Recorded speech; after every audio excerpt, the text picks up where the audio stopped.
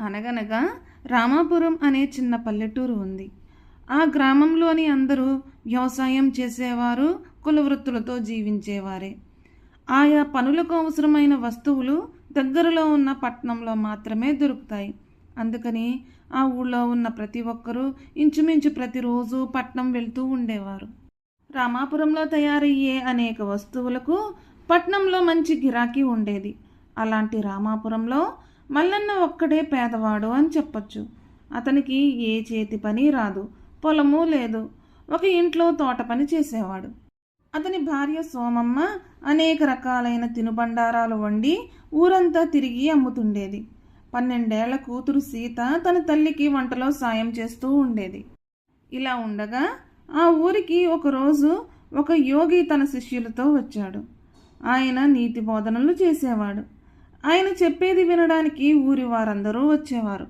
ఆ యోగి ఒకరోజు ఇలా చెప్తూ ఉన్నాడు.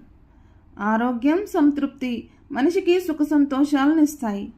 ఎవరి పనులు వాళ్ళు చేసుకుంటూ ఇంట్లో వండిన పదార్థాలు మాత్రమే భుజిస్తూ ఉంటే ఆరోగ్యం చాలా చక్కగా ఉంటుంది అని చెప్పాడు. ఆ మాటలు ఊరి వారందరూ పాటించసాగారు. అప్పటినుంచి ఎవరి తోట పని వారు చేసుకుంటున్నారో, ఎవరికి కావలసింది వారు ఇంట్లోనే వండుకుని తింటున్నారు. మల్లన్నకు, సోమమ్మకు ఆదాయం పోయి పస్తులు ఉండే పరిస్థితి వచ్చింది. ఇదంతా యోగి వల్లే జరిగిందని గ్రహించిన మల్లన్న ఆయన్ను కలుసుకుని తన బాధ చెప్పుకున్నాడు. ఈ ఊళ్ళో నా మాటలు విని ఎంతోమంది బాగుపడ్డారు. నీకొక్కడికే చెడు జరిగింది. తప్పు నీదంటావా నాదంటావా అని అడిగాడు యోగి. స్వామి, ఇది ఎవరి తప్పో నేను చెప్పలేను. కానీ నా భార్య పిల్లలు ఆకలితో మలమల మాడిపోతున్నారు. అందుకు కారణం మీరే కాబట్టి మా అందరి ఆకలి తీరే ఉపాయం మీరే చెప్పాలి అని అన్నాడు మల్లన్న. చూడు మల్లన్న, ప్రజల అవసరాలు ఎప్పుడూ ఒకేలా ఉండవు. ఇంతకాలం ఆలోచించకుండా బ్రతికేశావు. ఆలోచించి చూడు, జీవనోపాధికి కొత్త మార్గాలు కనబడతాయి అని అన్నాడు యోగి. దానికి మల్లన్న విసుక్కుంటూ, కడుపు నిండిన మీలాంటి వారు ఇలాంటి కబుర్లే చెప్తారు. వీటి వల్ల మా కడుపు మంట చల్లారదు అని అన్నాడు. యోగి నవ్వి, ఒకప్పుడు నేను కాయా కష్టం చేసి బ్రతికిన వాడినే. క్రమంగా పనులు దొరకడం మానేశాయి. నేను సాధువుల్లో కలిసిపోయాను. ప్రజలకు ఎలాంటి కబుర్లు ఇష్టమో అవి చెప్పి నా కడుపు నింపుకుంటున్నాను. నాలాగే నువ్వు కూడా మారాలి అని అన్నాడు యోగి.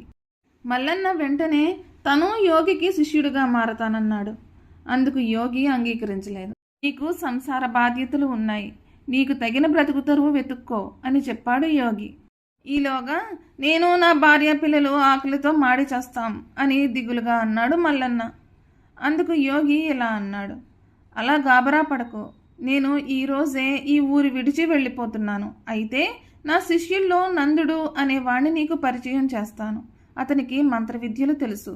నీకు ఏదో ఒక బ్రతుకు తెరువు దొరికే వరకు మీ అందరికీ ఆకలి బాధ లేకుండా సాయపడతాడు అని చెప్పాడు యోగి.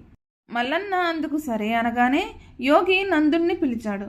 నందుడు 6.5 అడుగుల పొడవు, అంతకు తగ్గ లావు ఉన్నాడు.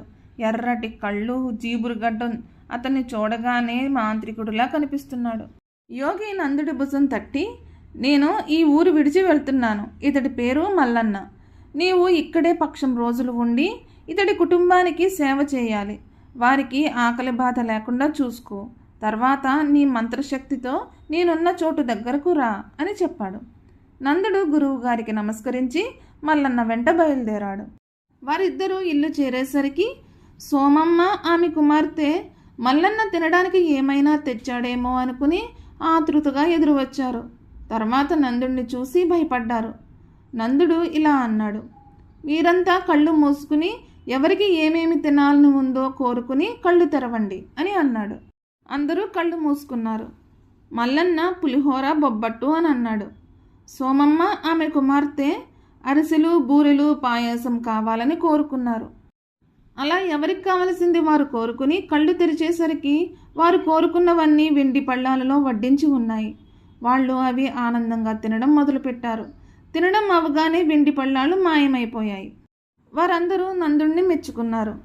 నందుడు వారితో, నేనిక్కడ పక్షం రోజులు మాత్రమే ఉంటాను. ఈలోపు మీరు జీవనోపాధి వెతుక్కోవాలి అని చెప్పాడు. ఈ మాటలు వింటూనే మల్లన్నకు దిగులు పట్టుకుంది. అతడు నందుడితో, నాకు కూడా ఇలాంటి మంత్రశక్తులు నేర్పు. అప్పుడు నువ్వు వెళ్ళినా పర్లేదు అని అన్నాడు మల్లన్న. అందుకు నందుడు నవ్వి, మనం పీల్చడానికి గాలి, తాగడానికి నీరు, తినడానికి ఆహారం కావాలి. వీటన్నింటినీ ప్రకృతి ద్వారా దేవుడు మనకు అందిస్తున్నాడు. మనిషి నేర్చిన మంత్రాల మహిమ వల్ల సంతోషం కంటే బాధ, అసంతృప్తులే ఎక్కువగా ఉంటాయి.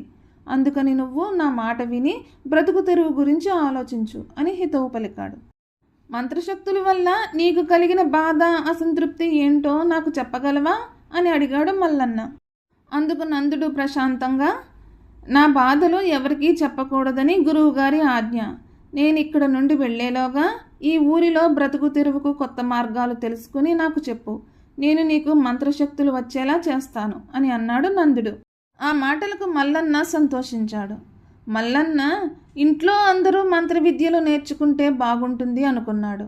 అందుకని ప్రతిరోజు తెల్లవారగానే మల్లన్న, సోమమ్మ ఊరంతా తిరిగి ఎవరి అవసరాలు ఏంటో తెలుసుకోవాలనుకున్నారు. రోజులు గడుస్తున్నాయి. ఒకరోజు మల్లన్న నందుణ్ణి మంత్రశక్తుల గురించి అడిగాడు. అప్పుడు నందుడు ఇలా అన్నాడు, శక్తులు రావాలంటే కఠోరమైన సహనం, దీక్ష, పట్టుదల కావాలి. వీటన్నింటినీ జయించిన తర్వాత మహిమల కోసం మంత్రాలు నేర్చుకోవాలి. మధ్యలో ఆపేస్తే ప్రాణప్రమాదం ఉంటుంది అని అన్నాడు నందుడు. ఇది విన్న మల్లన్న, సోమమ్మలు ఏం మాట్లాడలేదు. మంత్రాలు వద్దు, ఏమీ వద్దు, ఆ ఆలోచన మానుకుందాం అని అనుకున్నారు. నందుడు వెళ్ళిపోయే రోజు దగ్గర పడింది. అతడు మల్లన్నతో, నేను వెళ్ళిపోయాక మీరెలా బ్రతుకుతారా అని దిగులు పడుతున్నాను అని అన్నాడు. అప్పుడు మల్లన్న, అతడి భార్య సోమమ్మ ఇలా అన్నారు, మేము ఈ మధ్య ఊళ్ళో వాళ్లకు అవసరమైన వస్తువులేంటో తెలుసుకున్నాం. వాటిని పట్నం నుండి తెచ్చి ఇక్కడ వాళ్లకు అవి అమ్మి, అలాగే ఇక్కడ తయారైన వస్తువులు పట్నంలో అమ్మి సుఖంగా బ్రతకగలం. ఆ మాయిదారి మంత్ర విద్యల పట్ల మాకు ఆసక్తి లేదు అని ఇద్దరూ అన్నారు. ఆ మాటలు విని నందుడు చాలా సంతోషించాడు. వారిలో ఆత్మవిశ్వాసం కలిగి సంతోషంగా జీవించాలంటే శ్రమించడానికి మించిన మంచి మార్గం లేదు. ఈ విషయం తెలుసుకోగలిగినందుకు వాళ్లను మెచ్చుకుని గురువు అయిన యోగిని కలుసుకునేందుకు బయలుదేరి వెళ్ళిపోయాడు. ఈ కథ కానీ మీకు నచ్చినట్లయితే please like, share and subscribe to my channel.